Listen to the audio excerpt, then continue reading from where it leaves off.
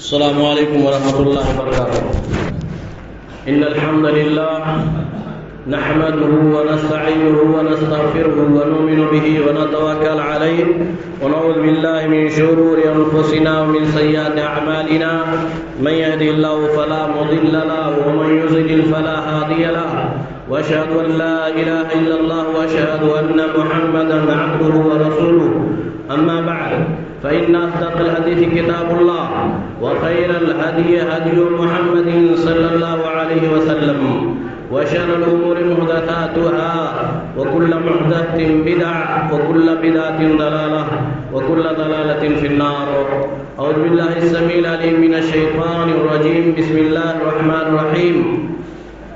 قد أفلح من تزكى وذكر اسم ربه فصلى سبحانك لا علم لنا إلا ما علمتنا إنك أنت العليم الحكيم۔ معزز و محترم اسلامی بھائیوں، حاضرین، عزیز بچوں اور میری ماں اور بہنوں، خواتین اسلام، اللہ تبارک و تعالی کا بہت ہی فضل و کرم ہے کہ آج ہم اور آپ اس کے توفیق سے، اس کے فضل سے شکرانہ کے طور پر عید الفطر کی نماز کے لیے اکٹھا ہوئے ہیں، اور یہ سب کچھ اللہ تبارک و تعالیٰ کے توفیق ہی سے ہے۔ اسلامی بھائیوں، بہت ہی بڑا اللہ تبارک و تعالیٰ کا فضل رہا کہ اللہ تعالیٰ نے ہمیں اور آپ کو رمضان المبارک جیسا عظیم مہینہ نصیب فرمایا، اور اس میں حتی المقدور عبادت کی توفیق بخشی، اور جس کے شکرانے پر ہم اور آپ عید الفطر کی نماز ادا کر رہے ہیں۔ بعد درود و سلام و آخری نبی جناب محمد رسول اللہ صلی اللہ علیہ وسلم پر، جن کے ہم امتی ہیں، جو ہمارے لیے اسوہ اور قدوہ ہیں، جن کے تعلیمات کے مطابق ہم دنیا میں زندگی گزار رہے ہیں، اور وہی لوگوں کے لیے کامیابی ہے جو رسول اللہ صلی اللہ علیہ وسلم کے تعلیمات کے مطابق زندگی گزار رہے ہیں۔ یہ اللہ تبارک و تعالی کا ہم جتنا بھی شکریہ ادا کریں اس عظیم نعمت کے پانے پر بہت ہی کم ہے، اور اسی چیز کو اللہ تبارک و تعالی نے قرآن کریم میں واضح طور پر ارشاد فرمایا ہے کہ یرید اللہ بکم الیسر ولا یرید بکم العسر ولتکملوا العدۃ ولتکبروا اللہ علی ما ہداکم لعلکم تشکرون۔ یعنی شکرانہ کے طور پر ہم جو تکبیرات کو دہراتے ہیں، عید الفطر کی نماز کو ادا کرتے ہیں، وہ رمضان المبارک کے اختتام پر، اور حقیقت میں آج خوشی یا شکریہ وہی لوگ ادا کر رہے ہوں گے جو لوگ پورے رمضان میں، جن لوگوں نے روزہ رکھا، قیام اللیل کا اہتمام کیا، صدقہ و خیرات کا اہتمام کیا، اور رمضان کے اختتام پر جس چیز کو اللہ تعالی نے وعدہ کیا ہے صدقۃ الفطر کی ادائیگی کا، اس کا تذکرہ سورہ اعلیٰ میں قد افلح من تزکیٰ وذکر اسم ربہ فصلی۔ تزکیٰ جہاں یہاں علماء کرام نے فطرہ مراد لیا ہے کہ کامیاب ہو گئے وہ لوگ جو لوگ فطرہ ادا کیے ہیں۔ تزکیہ نفس بھی مراد ہے، یعنی رمضان کا روزہ رکھنے کے بعد، قیام اللیل کے اہتمام کرنے کے بعد جن لوگوں نے فطرہ ادا کیا ہے، رسول اللہ صلی اللہ علیہ وسلم کی تعلیمات کے مطابق عمل کیا ہے، وہی لوگ کامیاب ہوئے۔ اور اسی طریقے سے جن لوگوں نے نماز ادا کی، یعنی عید الفطر کی نماز ادا کی۔ اور حقیقت میں آج دیکھیں کہ یہ خوشی کا جو دن ہے انہی لوگوں کے لیے ہے جن لوگوں نے اللہ کے رسول صلی اللہ علیہ وسلم کی تعلیمات کے مطابق عمل کیا. من صام رمضان ایمانا واحتسابا غفر له ما تقدم من ذنبه من قام لیلۃ القدر ایمانا واحتسابا. اس طرح کی جتنی بھی روایتیں موجود ہیں صیام کے تعلق سے، روزے کے تعلق سے، لیلۃ القدر کے تعلق سے، صلاۃ تراویح کے تعلق سے، حقیقت میں خوشی انہی لوگوں کے لیے ہے جن لوگوں نے ان تمام چیزوں کا اہتمام کیا ہے. آج یہ بہت ہی پرمسرت اور شادمانی کا دن ہے. ایسے موقع پر ہمیں چاہیے کہ ہم اپنی خوشی میں دوسروں کو بھی شامل کر لیں. ہم ایسے موقع پر اپنے اعزاء و اقربا، دوست احباب، پڑوسی، بیواؤں، بے کسوں، محتاجوں، یتیموں کا خیال کریں. ان کے یتیموں کے سروں پر اپنے ید شفقت کو، اپنے مہربانی کے ہاتھ کو پھیریں، اور تاکہ انہیں احساس نہ ہو کہ آج ہمارے والد اس دنیا کے اندر موجود نہیں ہیں. صلہ رحمی کا موقع ہے، آپس میں مل بیٹھنے کا موقع ہے، آپس میں دو دلوں کو جوڑنے کا موقع ہے. یہ ساری چیزیں اسلامی تعلیمات میں سے ہیں. اور عید کا پیغام، اور عید کے پیغام میں سے، عید کے خصوصیات میں سے یہ بہت اہم خصوصیت ہے کہ انسان اسلام کی طرف پلٹ آئے، اسلام کی جو تعلیمات ہیں اس کو اپنے آنکھوں کے سامنے رکھے اور ان تمام چیزوں کو پر عمل کرے جس کی طرف اللہ کے رسول صلی اللہ علیہ وسلم نے اشارہ کیا ہے. میں مختصراً کچھ چیزوں کی طرف چند منٹوں کے اندر، تاکہ لمبا خطبہ نہ ہو جائے. اسی طرح سے اعمال صالحہ پر مداومت کی ضرورت ہے. یعنی اعمال صالحہ کنٹینیو، مسلسل آدمی کرے. یہ نہیں کہ رمضان میں روزہ رکھا، رمضان میں 5 وقتہ کی نماز پڑھی اور اس کے بعد شوال آتے ہی وہ غائب ہو گئے. اور حقیقت میں ہم اور آپ آج فجر کی نماز پڑھے ہوں گے اپنے اپنی مسجدوں میں، وہ چیزیں ظاہر ہو گئیں کہ چاند دیکھنے کے بعد اللہ تعالیٰ ان کے یہاں سے غائب ہو گیا. نعوذ باللہ.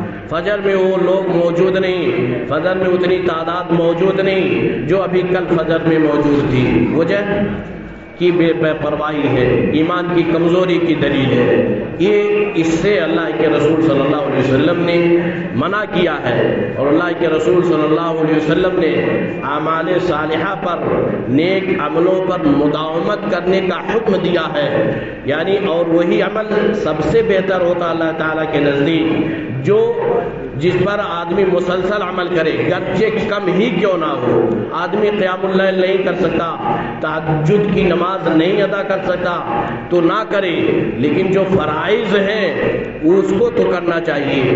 جو واجب ہے، جس کے چھوڑنے پر گناہ ہے، جو کبیرہ گناہوں میں سے نہیں، وہ اسلام کے ارکان میں سے ایک اہم رکن ہے، اس کی ادائیگی میں کوتاہی نہیں ہونی چاہیے. ہم لوگوں نے پورا مہینہ روزہ رکھا، اس کے بعد نوافل کے جو روزے ہیں اس کو بھی رکھیں. ایام 20، 13، 14، 15 عربی تاریخ کے اعتبار سے سوموار اور جمعرات کا روزہ، اس طرح سے شوال کے جو 6 روزے ہیں، اور یوم عاشورہ کا روزہ، اور بہت سارے عشر ذی الحجہ کے تعلق سے جو روزہ ہے، یہ نوافل ہیں، اس پر بھی اہتمام کرنے کی ضرورت ہے. تو اعمال صالحہ پر ضرورت ہے کہ ہم مداومت کریں. ہم جس اللہ تبارک و تعالیٰ کی عبادت پورے مہینے میں کیے ہیں، اسی طریقے سے پورے سال میں اللہ تعالیٰ کی عبادت کریں. اللہ تعالیٰ حی القیوم ہے، قائم ہے، باحیات ہے، ہمیشہ سے ہے. اول بلا ابتدا، دائم بلا انتہا، لا یفنا ولا یبید ولا یکون الا ما یرید. یعنی اللہ تعالیٰ شروع سے ہے، ہمیشہ سے ہے، اس کی ابتدا نہیں ہے، اور ہمیشہ ہمیشہ رہے گا، اس کی کوئی انتہا نہیں ہے. حی و قیوم ہے، وہ باحیات ہے، کبھی فنا ہونے والی ذات نہیں ہے. کل من علیہ فان ویبقى وجہ ربک ذی الجلال والاکرام. ہر چیز ختم ہونے والی ہے، لیکن اللہ تبارک و تعالیٰ کی ذات ختم ہونے والی نہیں ہے. اس لیے ضرورت ہے کہ ہم جس طرح سے ابھی پورے مہینہ عمل کرتے رہے ہیں، کچھ قرآن کریم کی تلاوت کرتے رہے، روزے کا اہتمام کرتے رہے، اور اس کے بعد تراویح کے اہتمام کیے ہیں، اسی طرح سے ہم پورے سال اللہ تعالیٰ کی عبادت کریں.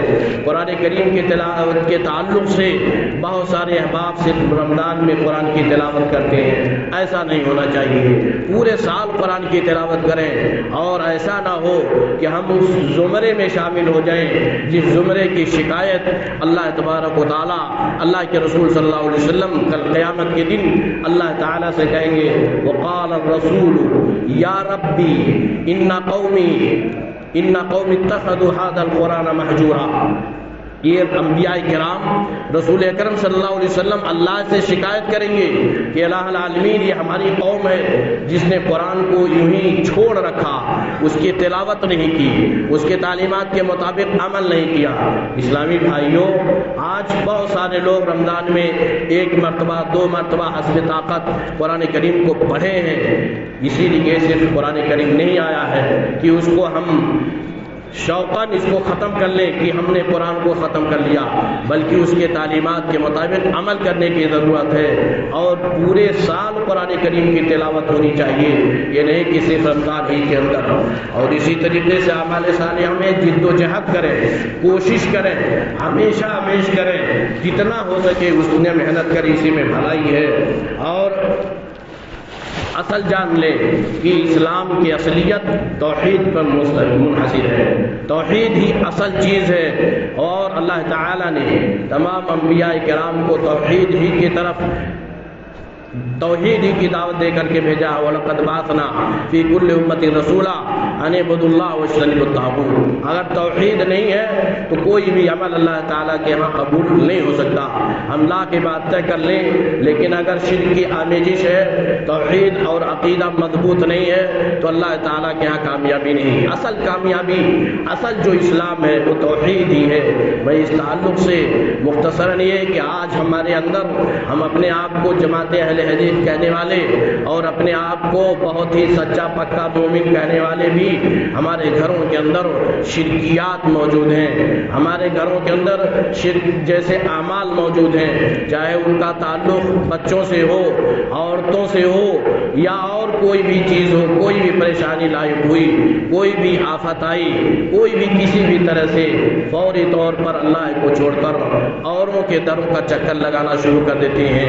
عورتیں اسی پر اپنے شوہروں کو، اپنے ذمہ داروں کو مجبور کرتی ہیں کہ نہیں فلاں کے یہاں سے یہ حاجت پوری ہو سکتی ہے، فلاں کے یہاں سے ہماری پریشانی دور ہو سکتی ہے۔ یہ شیطانی بھرم ہے، شیطانی وسوسے ہیں، اور شیطان کا یہ چیلنج ہے کہ جس طرح سے ہمارا ٹھکانہ جہنم ہے، ہم بنی آدم کو اپنے ساتھ جہنم میں لے جائیں۔ اس لیے اسلامی بھائیوں، عقیدے کو مضبوط رکھیں، عقیدے کی پختگی کریں، اور اپنے عقیدے میں کسی بھی شرک، کسی بھی طرح کا شرک آمیزش نہ آنے دیں، یہ بہت ہی اہم چیز ہے۔ اور اسی طریقے سے نماز کی ادائیگی جو اسلام کا اہم رکن ہے، آج ہم میں سے تقریباً 90% مسلمان ایسے موجود ہیں جنہیں نماز کی فکر نہیں ہے، اور اس کے باوجود کہتے ہیں کہ ہم مسلمان ہیں۔ اسلامی بھائیوں، بغیر نماز کے کوئی اپنے آپ کو مسلمان تصور کرے، ایسا نہیں ہو سکتا۔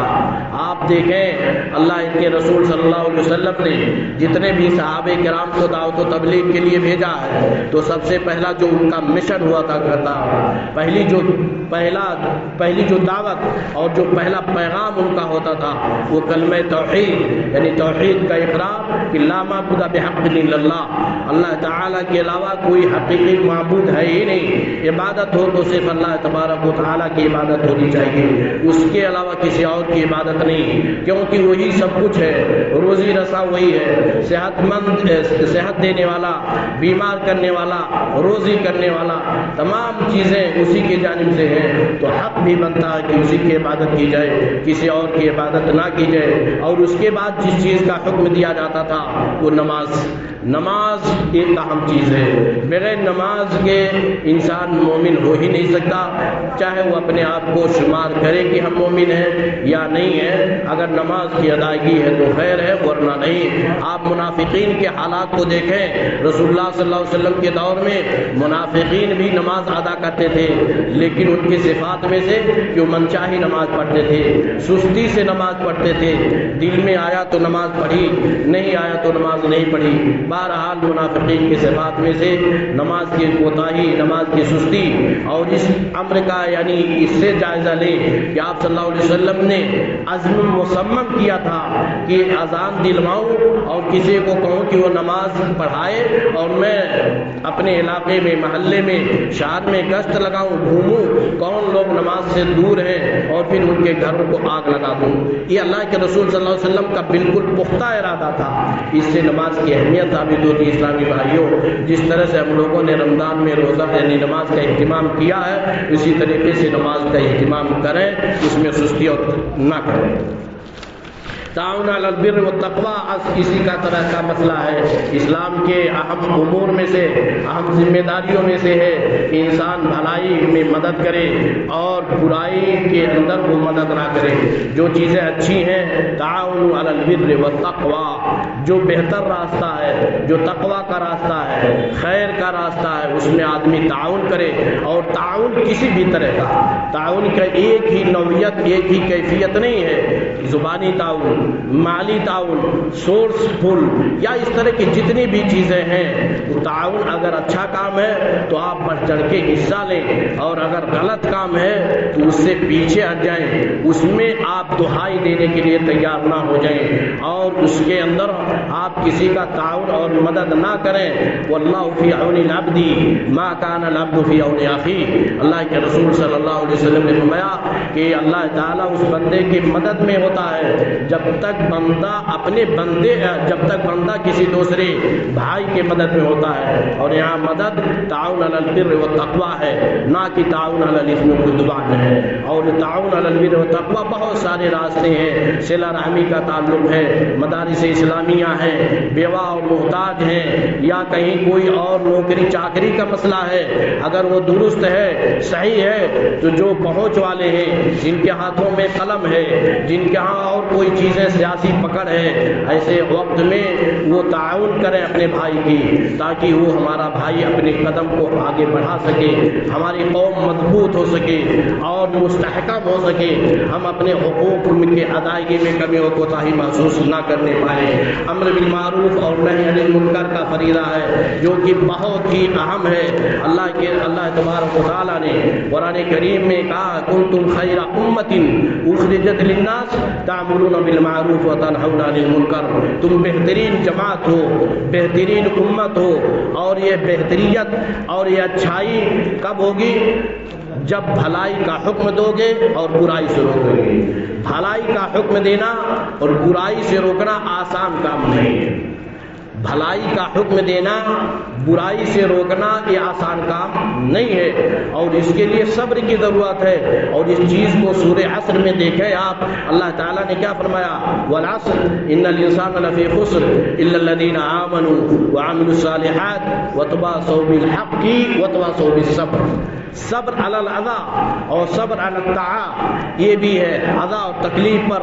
اور آج ہی نہیں، صحابہ کرام کے دور سے دیکھیں، اس سے پہلے انبیاء کرام کو دیکھ لیں، آپ آخری نبی جناب محمد رسول اللہ صلی اللہ علیہ وسلم کے حالات پر نظر رکھیں کہ آپ نے جب مکہ والوں کو توحید کی دعوت دی، اس وقت آپ کے ساتھ کتنی پریشانیاں آئیں، آپ کو مارا گیا، آپ کو سجدے کی حالت میں اونٹ کی اوجھڑی آپ کے ساتھ آپ کے گردن پر رکھی گئی، طرح طرح کی پریشانیاں ہوئی، لیکن آپ نے استقلال اور عزم ثابت قدمی کا مظاہرہ کیا، اور آپ نے اللہ تبارک و تعالیٰ کی دعوت دینے سے آپ باز نہیں آئے۔ اور آج وہ چیزیں بھی موجود ہیں۔ آج علماء کرام کو، یا اسی طریقے سے وہ لوگ بھی جو لوگ برائی سے روکتے ہیں لوگوں کو، بھلائی کا حکم دیتے ہیں، انہیں کس طرح سے تکلیفیں برداشت کرنی پڑتی ہیں، مار کھانے کی ضرورت پڑتی ہے، گالی سننے کی ضرورت پڑتی ہے، اس طرح کی نوبتیں موجود ہیں۔ تو بھلائی کا، لیکن میں کہتا ہوں علماء کرام یا اس طرح سے ذمہ داران حضرات کو، چاہے وہ گاؤں کے ذمہ دار ہوں، اپنے خاندان کے ذمہ دار ہوں، اور اپنے گھر کے ذمہ دار ہوں، اپنے علاقے کے ذمہ دار ہوں، کہ وہ اپنی ذمہ داری میں کسی طرح کی کمی اور کوتاہی نہ کریں، گرچہ اوباشوں، بدماشوں اور اسلامی تعلیمات سے دور ہونے والے لوگوں کی طرف سے تکلیفیں آئیں، اس کو برداشت کریں، یا آپ کو اس پر اجر ملے گا، ثواب ملے گا، لیکن اپنے اس اہم فریضے کی ادائیگی میں ذرا بھی کوتاہی نہ کریں اور ایسا سرخرو بننے کی کوشش بھی نہ کریں کہ ہم سب کے نزدیک اچھے ہو جائیں۔ اور علماء کرام نے اس کی طرف رہنمائی کی ہے، اگر کوئی شخص ایک سوچے کہ ہم سب کے نزدیک اچھے ہو جائیں، پوری دنیا والوں، پورے گاؤں والوں، پورے پڑوسیوں کے نزدیک اچھے ہو جائے تو اچھا نہیں ہو سکتا، اور اگر اچھا بن رہا ہے اور سب کے نزدیک اچھا تو سب سے خراب انسان ہے۔ اگر سب کے نزدیک انسان کوئی سب سے اچھا ہے تو سب سے بڑا خراب انسان ہے۔ کیوں ہے؟ کیونکہ وہ خاموش ہے ہر معاملے میں، برائی کو دیکھ رہا تب بھی خاموش ہے، بھلائی کو دیکھ رہا کچھ بھی سمم بکم عمیون ہے، گنگا بہرا تتلا بنا بیٹھا ہے، تو ایسا شخص اچھا ہی نظر آئے گا۔ لیکن اسلامی بھائیوں، میں پرزور اس پر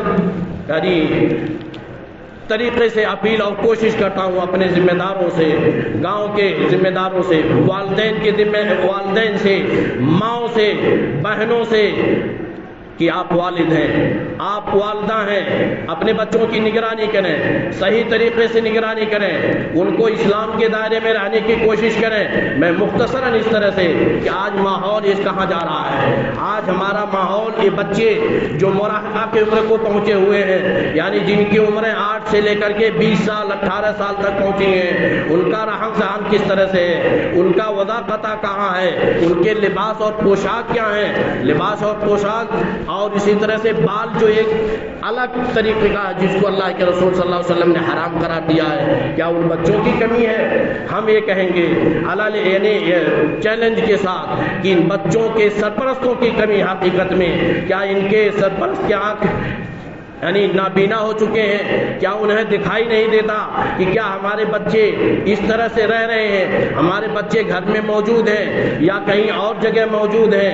ان پر ان کی کڑی نظر نہیں ہے۔ آج یہ شفقت کی نگاہ سے دیکھتے ہیں، آج والدہ اپنے بچوں کی طرف سے حمایتی بنی بیٹھی ہے، آج والد اپنے بچوں کی طرف سے حمایتی بنا بیٹھا ہے، لیکن یہی بچے جب کل جوان ہو جائیں گے اور ان کے والدین بڑھاپے کی عمر میں پہنچ جاتے ہیں تو جب بچہ مارنا شروع کر دیتا ہے، بچہ اپنے والدین کو گالی دینے لگتا ہے، اس وقت کہتی ہیں اور اس وقت والدین کہتے ہیں کہ ہمارا بچہ بگڑ چکا ہے۔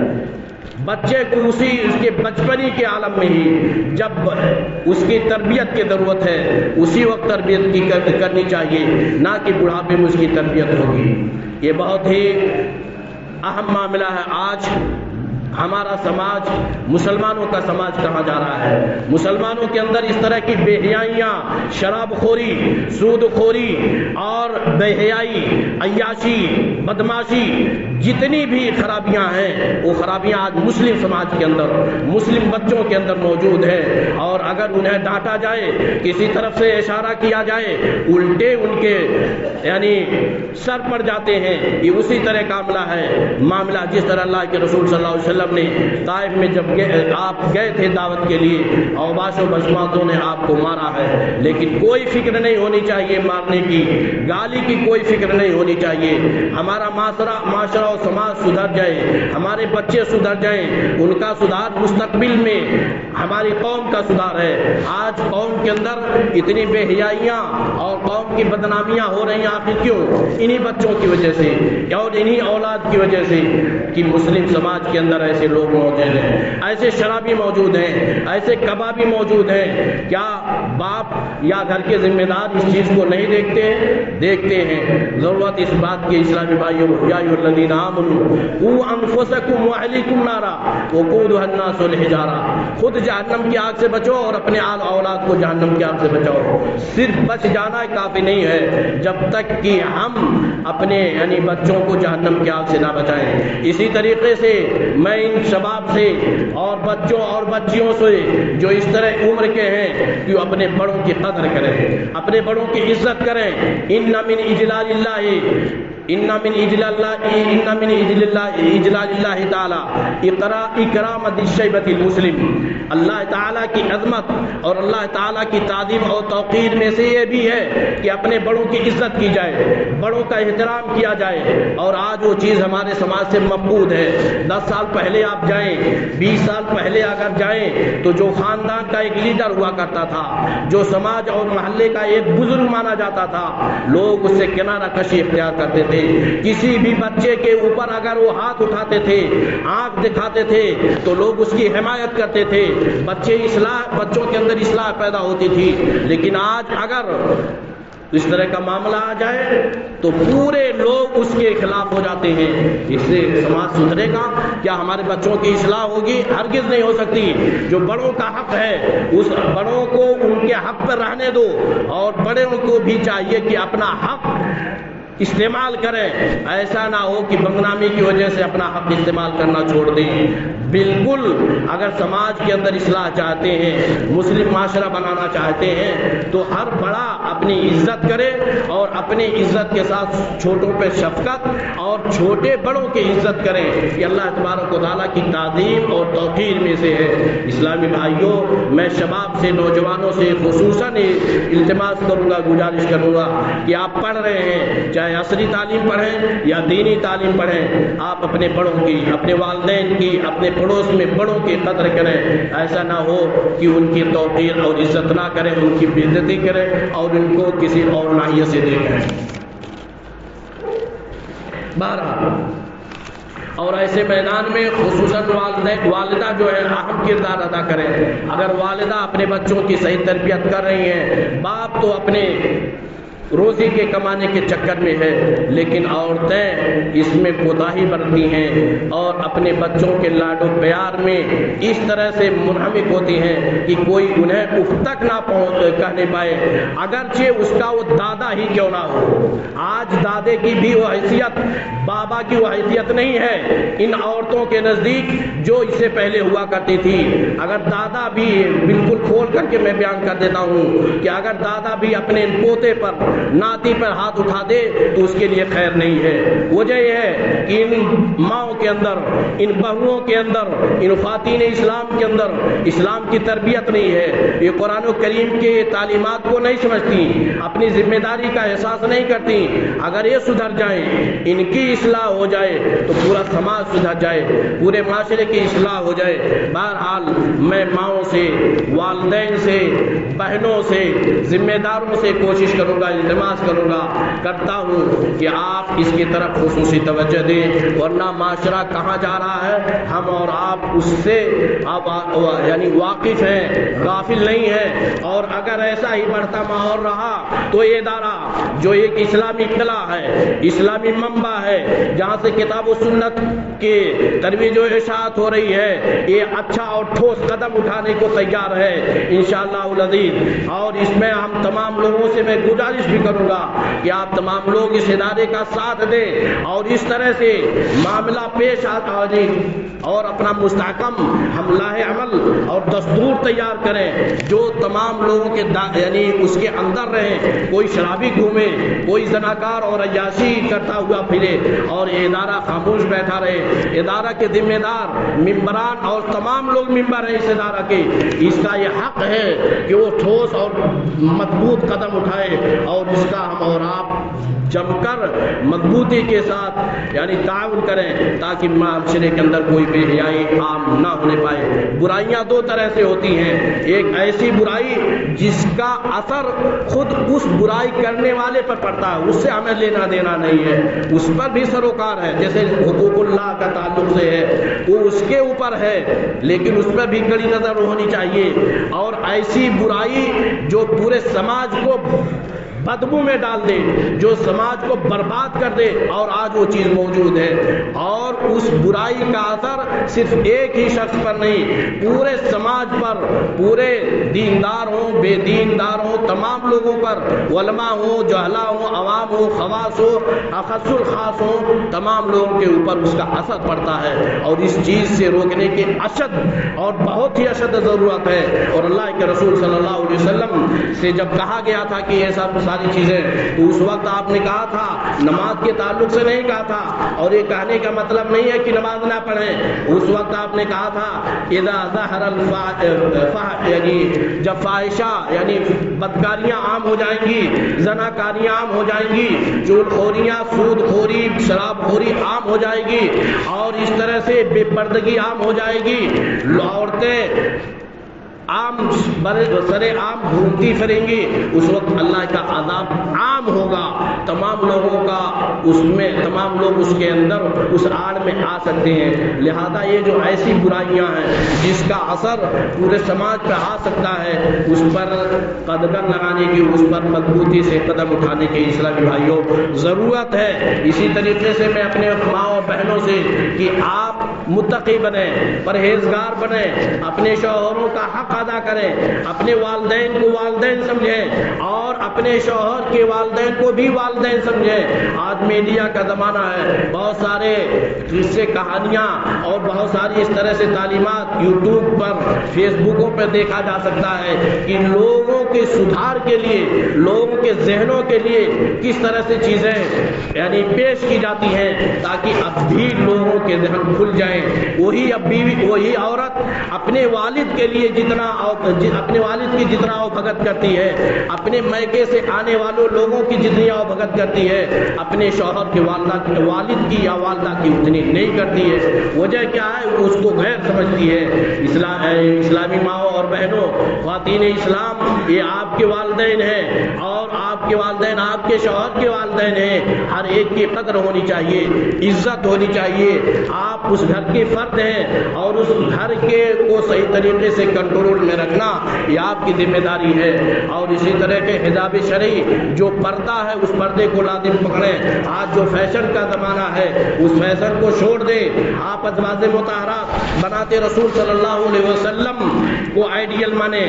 نقاب اور جو اس طرح کے جو پردے کی چیزیں ہیں اس کو ساتر طور پہ خریدیں, جو ساتر ہو, پورے بدن کو ڈھانکنے والا ہو. اور جس چیز کی طرف میں اشارہ کیا ہوں, آج مسلم بچیوں کے اندر, مسلم خواتین کے اندر وہ چیزیں موجود ہیں, چاہے وہ طالبات ہی کیا نہ ہو. اور یہ کھلی طور پہ کر دوں, بعض معلمات بھی اس طرح کی موجود ہیں جو اپنے بالوں کو اپنے نقاب سے اوپر کرتی ہیں, یہ ان کا فیشن ہے اور اس طرح سے کرنا حرام ہے. آج آپ ماں ہو کر کے اگر اس طرح کی حرکت کر رہی ہیں تو آپ کی بیٹی کون سی حرکت کرے گی؟ وہی کہا تھا کسی شاعر نے عربی میں, اور مقولہ بھی ہے کہ جب گھر کے والدین ہی یعنی ڈفلا بجانا شروع کر دیں, میوزک بجانا شروع کر دیں, تو گھر میں جو چھوٹے بچے ہیں وہ ناچنے کے علاوہ کچھ نہیں کر سکتی ہیں. آپ ماں ہو کر کے اپنی اصلاح نہیں کریں گی, اپنا پردہ صحیح سے نہیں رکھیں گی, اپنا لباس صحیح سے نہیں رکھیں گی, تو آپ کے ماتحت آپ کی جو بچیاں ہیں, آپ کے اور جو لوگ ہیں, کیا وہ آپ کی حرکت کو دیکھ کر کے اصلاح کر سکتی ہیں؟ اسی لیے ضروری ہے کہ آپ اور ہم اور آپ اپنے جو ذمہ دار لوگ ہیں اپنی اصلاح کر لیں, تب اوروں کی اصلاح کی فکر کریں. اللہ کے رسول صلی اللہ علیہ وسلم اسوہ تھے اور آپ پہلے عمل کرتے تھے, صلو کما رأیتمونی اصلی, جیسے مجھے نماز پڑھتے دیکھ رہے ہو اس طرح سے نماز پڑھو. یعنی پہلے آپ نے کر کے دکھایا, اس کی بہت ساری مثالیں ہیں, وقت نہیں اجازت دیتا ہے. اسی طرح کے اسلامی بھائیوں, یہ جو اسلامی قلعے ہیں, اسلامی مدارس ہیں, جو مساجد ہیں, جو علماء کرام ہیں, ان کی توقیر اور ان کی عزت ضروری ہے. آج پوری دنیا میں دیکھ لیں کہ آج اعداء اسلام, دشمنان اسلام مدارس اسلامیہ کے نصاب اور سلیبس کے چینجنگ میں لگے ہوئے ہیں. اور یہی چیزیں اندلس میں ہوئی تھیں کہ اندلس میں مسلمانوں کا خاتمہ کیسا ہوا. آج بر صغیر میں جو یہ حکام کر رہے ہیں اور جو حکام کی پلانیاں ہیں, جو حاکم وقت براجمان ہیں, وہ لوگ کس طرح سے کون سا حربہ استعمال کر رہے ہیں, وہی لوگ سمجھ سکتے ہیں جو اسلامی تاریخ کو پڑھتے ہیں. یا جو یہودیوں کا پروٹوکول ہے جو تقریباً 1898 یعنی 150-200 سال پہلے ان لوگوں نے اسپین میں ایک دوسری جگہ پر ان لوگوں نے ایک دستاویز تیار کیا تھا یہودیوں نے، جو آج کھلے عام ہر زبانوں میں موجود ہے، پوری دنیا پہ حکومت کی طرح کی جائے اور مال کن کے یہاں ہو اور مسلمانوں کا خاتمہ کیسے ہو، وہ ساری چیزیں موجود ہیں۔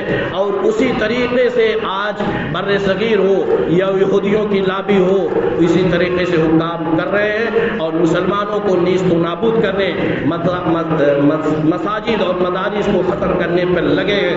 لیکن انشاءاللہ العزیز ہمارا عقیدہ ہے انا نحن نزلنا الذکر وانا له لحافظون، کہ یقیناً ہم نے ہی قرآن کو نازل کیا ہے اور قرآن کی حفاظت کا قیامت ہماری ہی ذمہ داری ہے۔ لاکھ یہ کوشش کریں نہیں مٹا سکتے ہیں، لیکن اس کے لیے شرط ایک ہے، شرط ایک ہے، قرآن کریم کیا ہے؟ وَلَا تَهِنُوا وَلَا تَحْزَنُوا وَأَنْتُمُ الْأَعْلَوْنَ إِن كُنتُم مُّؤْمِنِينَ۔ اگر مومن ہے تو کچھ نہیں بگاڑ سکتا، کوئی نہیں بگاڑ سکتا مومن۔ بدر میں دیکھیں، احد میں دیکھیں، تبوک میں دیکھیں، فتح مکہ میں دیکھیں، جہاں بھی آپ دیکھ لیں مسلمانوں کے اندر، مومنوں کے اندر ایمانی طاقت تھی، ایمانی جذبہ تھا۔ کافروں نے، اعداء اسلام نے کوئی کچھ نہیں بگاڑ سکے وہ لوگ۔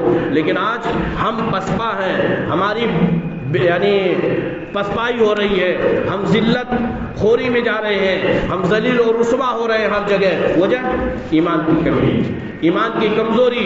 نام سے کچھ نہیں ہونے والا، ہمارا نام عبداللہ عبد الرحمن ہو جائے اور عمل غیروں والا ہو، رام رحیم والا ہو، تو اس سے کوئی فائدہ حاصل ہونے والا نہیں ہے۔ اس لیے اسلامی بھائیوں، ہم اپنی ایمان کو مضبوط کریں، قرآن کریم کی تعلیمات اور حدیث رسول صلی اللہ علیہ وسلم کی تعلیمات اپنے سینوں میں پیوست کریں، مائیں اور بہنیں پیوست کریں، خصوصی طور پر ہر شخص پیوست کرے، تب جا کر کے ہماری کامیابی ہو سکتی ہے، ہمارا بول بالا ہو سکتا ہے۔ مدارس اسلامیہ کی حفاظت ہماری سب سے اہم حفاظت ہے، اور اس کے خلاف جو پلاننگ ہے، جو سازشیں مدارس کے خلاف، مساجد کے خلاف ہو رہی ہیں اور ہوتی رہیں گی، اس سے کوئی سروکار کسی کو نہیں ہونا چاہیے۔ بالکل مضبوطی کے ساتھ ان قلعوں کی اور ان میں پڑھنے والے بچوں کی، اور ان کو حقیر نہ سمجھیں۔ آج جماعت کا مسئلہ ہے، جنازہ اور بہت سارے نکاح کا مسئلہ ہے، یہی مدارس اور یہی حفاظ کرام اور یہی کتاب و سنت کے علم لینے والے ہمارے کام آنے والے ہیں۔ بہرحال مختصر یہ کچھ چیزیں رہی، اس لیے ضرورت ہے اسلامی بھائیوں کہ ہم اپنا جائزہ لیں، اپنے زمین میں ٹٹولیں، ہم اپنے اندر غور و فکر کریں کہ ہمارے اندر کہاں کمیاں ہیں۔ رسماً یہاں عید میں حاضر ہو جانا، رسماً جمعہ کی نماز میں حاضر ہو جانا، یہ کوئی مہتوپورن نہیں ہے۔ مہتو یہ ہے کہ ہم کہاں جا رہے ہیں، ہم ہیں کیا۔ دنیاوی معاملات میں ہم دیکھیں، سیاسی میدان میں دیکھیں، عصری تعلیم میں دیکھیں، ہمارے بچے کہاں ہیں۔ اگر یہ جائزہ لیا جائے عموماً، تو نہ دین کے ہیں کچھ بچے اور نہ دنیا کے، نہ دینی تعلیم ہے ان کے ہاں، نہ یہ دنیاوی جو تعلیم ہے جس سے ہم اپنے حقوق کو ملکی پیمانے پہ لے سکیں، یا ہم اپنے حق کی پیش رفت وہاں کر سکیں، یا ہم اپنے بھائیوں کے لیے کچھ کر سکیں، نہیں۔ الا ماشاءاللہ ساز و نادر ہے، اس پر بھی ضرورت ہے۔ جو ذمہ دار ہیں وہ اپنے بچوں کی رہنمائی کریں۔ دینی تعلیم سے اگر وہ نہیں ہے جس کا حاصل کرنا، تو واجب ہے لگ بھگ یعنی ابتدائی جو کلاس ہے، ثانویہ متوسطہ جو کلاس ہے، جو جونیئر ہائی اسکول ہے، وہاں تک علم حاصل کرنا، تاکہ ارکان اسلام اور ارکان ایمان سمجھ سکیں، اللہ کی عبادت کر سکیں، والدین کے حقوق کو سمجھ سکیں، یہ واجب ہے۔ اس کے بعد آپ دوسرے فیلڈ میں جائیں، جو بھی اہم چیز ہے، یہ نہیں کہ وہ ہم اسلام اس سے منع کرتا ہے۔ آپ تاریخ کا مطالعہ کریں تو فلکیات ہو، سائنس ہو، ٹیکنالوجی ہو، انجینئرنگ ہو، کلچر ہو، کوئی بھی چیز ہو، مسلمانوں کا نمبر 1 تھا پہلے، لیکن جب مسلمانوں نے اپنے دین کو چھوڑا، تعلیم سے بیدار یعنی دور ہو گئے، تب ان لوگوں کے اوپر تنزلی شروع ہوئی۔ اور جو کوئی بھی قوم جب تک علم حاصل نہیں کرے گی، ترقی نہیں کر سکتی ہے۔ آج جو ہم میدانوں میں اپنے ملک ہی میں دیکھیں، علاقے میں دیکھیں، جو کرسیوں پر براجمان ہیں، علم کی وجہ سے ہیں۔ جو کرمچاری ہیں، وہ علم کی وجہ سے ہیں۔ ہم کیوں نہیں ہیں؟ کیونکہ ہم لوگوں کو صرف دنیا پڑی ہے، کماؤ، پیٹ پالو، پوجو، مر جاؤ، اور دنیا سے دوسرے لوگوں لوگوں سے کوئی سرکار مطلب نہیں ہے. مرنا ہے ہر ایک کو مرنا ہے، لیکن جینا ہے تو اپنے لیے بھی، قوم و سماج کے لیے، ملک کے لیے، قوم کے لیے، امت مسلمہ کے لیے، پڑوسیوں کے لیے، گاؤں کے لیے. یہ جینا ہے. خود انسان اپنا پیٹ پال لے، پوجا کر لے، جی جائے، وہ کوئی کامیابی نہیں ہے. لہذا اسلامی بھائیوں باتیں بہت سی ہیں. ایک ہنگامے محشر ہو تو اس کو بھروں، سینکڑوں باتوں کا رہ رکھے خیال آتا ہے. الہ العالمین جس طرح سے ہم لوگوں کو یہ مبارک دن اور یہ مسرت والا دن نصیب فرمایا ہے، الہ العالمین ہمیں زیادہ سے زیادہ عبادت کی توفیق عطا فرما دے. ہم دعا کریں اللہ تبارک و تعالیٰ سے. الحمدللہ رب العالمین والعاقبۃ للمتقین والصلاۃ والسلام علی رسول الامین نبینا محمد وعلی آلہ وصحبہ اجمعین. اللهم لك الحمد كله ولك الشكر كله وإليك يرجع الأمر كله. اللهم أنت الله لا إله إلا أنت، اللهم لا إله إلا أنت. اللهم إني أسألك بكل اسم هو لك سميت به نفسك أو أنزلته في كتابك أو علمته أحدا من خلقك أو استأثرت به في علم الغيب عندك أن تجعل القرآن ربيع قلبي ونور صدري وجلاء حزني وهمي يا رب العالمين. اللهم أنت الله لا إله إلا أنت يا حي يا قيوم برحمتك أستغيث، يا حي يا قيوم برحمتك أستغيث. ربنا آتنا في الدنيا حسنة وفي الآخرة حسنة وقنا عذاب النار. ربنا آتنا في الدنيا حسنة وفي الآخرة حسنة وقنا عذاب النار. يا حي يا قيوم برحمتك أستغيث. ربنا ظلمنا أنفسنا وإن لم تغفر لنا وترحمنا لنكونن من الخاسرين. ربنا اغفر لنا ولإخواننا الذين سبقونا بالإيمان ولا تجعل في قلوبنا غلا للذين آمنوا ربنا إنك رؤوف رحيم. يا مقلب القلوب ثبت قلبي على دينك، يا مقلب القلوب ثبت قلبي على دينك يا رب العالمين. يا حي يا قيوم برحمتك أستغيث. يا العالمین ہم میں سے جو مریض ہیں انہیں شفاء کلی عطا فرما. یا العالمین ہم لوگوں نے جو ٹوٹی پھوٹی عبادتیں کی ہیں یا العالمین اسے قبول فرما لو. یا العالمین جو رمضان المبارک کا مہینہ ابھی ہم سے گزرا ہے، بار بار ہم مسلمانوں پر ہر سال اس کو لائی ہو. یا العالمین ہماری عبادتوں کو قبول فرما لیجیے ہو. یا العالمین جس طرح سے ہمارے چہرے آج اس عیدگاہ میں میدان میں تر و تازہ ہیں، خوش و خرم ہیں، یا العالمین کل قیامت کے دن ہمارے چہروں پر اسی طرح کی تازگی پیدا کر دیجیے ہو. یا العالمین ہمیں حوض کوثر نبی پاک صلی اللہ علیہ وسلم کے ہاتھوں سے جام کوثر پینے کی توفیق دے دیجیے ہو. یا العالمین ہمارا خاتمہ ہو تو کلمہ توحید پر ہو. ہم میں سے جو قرضدار انہیں قرض کی ادائیگی توفیق دے دیجیے ہو. یا العالمین ہمارے دلوں میں کتاب و سنت کی محبت پیدا کر دیجیے ہو. یا العالمین ہمارے نوجوان بچے اور بچیاں جو اسلامی تعلیمات سے دور ہے، جو اسلامی کلچر اور تہذیب سے دور ہے، ان کے دلوں میں اسلام کی کلچر اور اسلام کی تہذیب کی محبت پیدا کر دیجیے ہو. یا العالمین سب سے پہلے ہمیں اپنی اصلاح کی توفیق دے دیجیے ہو. یا العالمین ہم تمام لوگوں کا جب خاتمہ ہو تو کلمہ توحید پر ہو. یا العالمین ہم تمام لوگوں کی حاضری کو قبول فرما لیں. یا العالمین ہم تمام لوگوں کے دلوں میں اسلام کی محبت پیدا کر دیجیے ہو، اسلامی تعلیمات کی محبت پیدا کر دیجیے ہو. یا العالمین تو عالمی اسلام کے حفاظت ہوا، مسلمانوں کے اوپر جو پریشانیاں اور آفتیں ہیں، یا العالمین ان مصیبتوں اور پریشانیوں سے مسلمانوں کو بچاتے دے. یا العالمین انہیں توفیق دے کہ وہ تیری عبادت کر سکے. یا العالمین ایسے جابر اور ظالم اور حاکموں سے ہمیں نجات دیجیے ہو جو کتاب و سنت کے احکامات کو نہ سمجھتے ہوں، جو تیرے نیک بندوں پر مسلمانوں پر مصیبتیں ڈالتے ہیں. یا العالمین ایسے حاکموں کو سے تو ہمیں نجات دے دو. یا العالمین ان لوگوں کی سازشوں کو، ان لوگوں کے پلانیوں کو انہیں لوگوں پر واپس کر دیجیے ہو.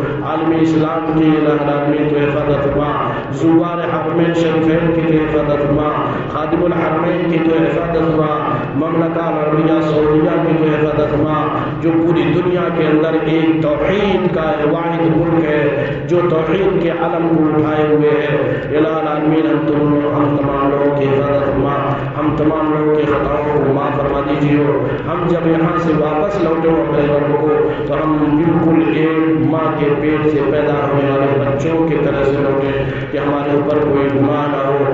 اقول قولی ھذا استغفر الله لي ولكم ولسائر المسلمين فاستغفروه إنه هو الغفور الرحيم.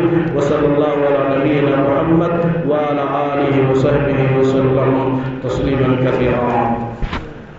ایسے موقع پر امین کی خوشیوں کے لیے مبارکبادی کے طور پر تقبل اللہ منا ومنکم صالح الاعمال کہہ سکتے ہیں. تقبل اللہ منا ومنکم صالح الاعمال. اور مکمل وصولی 78,174 روپئے نے والی ہے ماشاء اللہ. 78,174 روپئے نے والی. جزاکم اللہ خیر حسن الجزا. اور اسی طریقے سے اکثر لوگ ہیں داخلے کے وقت پریشانی ہو جاتی ہے تو جو تفصیل داخلہ ہے نئی جو بچیاں بچے ہیں ان کا داخلہ خود جمعرات جمعہ نہیں ہوگا. اب اس کے بعد جو ہے اتوار و سنت نئے داخلہ ہوگا تاکہ کوئی دقت نہ